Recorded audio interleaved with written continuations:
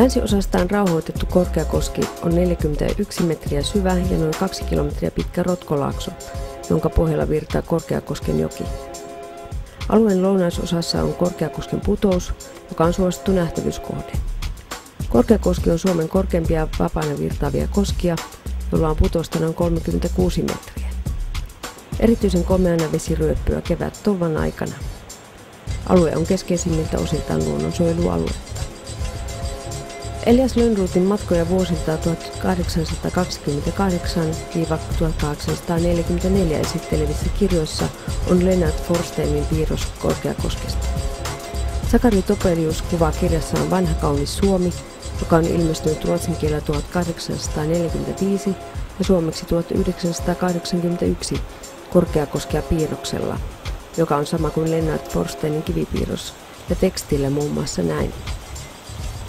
Tulvan aikana kosken komea pauhu kuuluu jo kaukaa. Päästetään siltaan, joka tuntuu notkuvan vaeltajan jalan alla. Kallioiden yli syöksyy vesi. Vahto nousee korkealle siltaa kohti ja putoilee kuin kaste kuusen neulasista.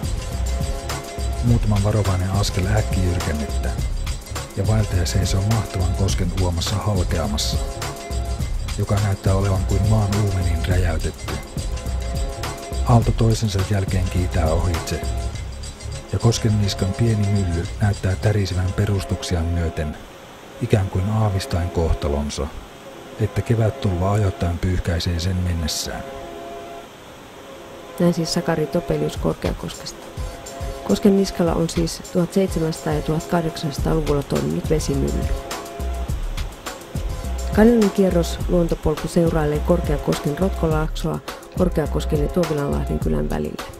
Polku tekee lenkin, jolloin osa matkasta kuljetaan kylätietä pitkin. Opastetta ollut löytyvät Korkeakoskelta ja Tuovilanlahden koululta. Polku seurailee rotkolaaksoa Tuovilanlahden koululle saakka. Reitin puolivälissä on levähdyspaikalle rakennettu laavu ja nuotiopaikka. Reitin varrella on myös kirkasvetinen lähde. Rotkon topografiset ja pienoisilmastolliset tekijät luovat alueelle erikoiset olosuhteet, joiden ansiosta kasvillisuus on rehevää ja joukossa on runsaasti vaateliaita ja harvinaisia lajeja, kuten hajuheinää, lehtotähtimöä, kalliokohokkia, tesmaa, velholehteä ja mustakonnanmarjaa. Rotkon pohjalla virtaavan puron varrella on suurvuoholehtoa ja saniaslehtoa, jossa valtalajeina kasvaa kotkansiipeä ja metsäalven juurta. Puusto puron varrella on koivuvaltaista. Raitaa, pientä pihlajaa ja harmaaleppää on myös runsaasti, haapa ja kuustaa harvakseltaan. Maapuuna lähinnä on kuusta ja hieman koivua.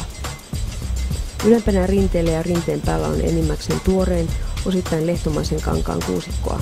Lisäksi on ohutta harmaaleppää, pihlajaa ja mäntyä sekä katajaa. Majoituspalveluja Korkeakosken alueella tarjoaa Kanjonin retkeilymaja Tuovilanlahden koululla. Majoituspalveluja on tarjolla kesäaikaan kesäkuusta elokuulle. Lisäksi Korkeakoskella on koskikahvila, avoinna kevästä syksyyn, toukokuun alusta aina elokuun loppuun, päivittäin 12–8 ja perjantaista lauantaihin aina ilta 9 asti.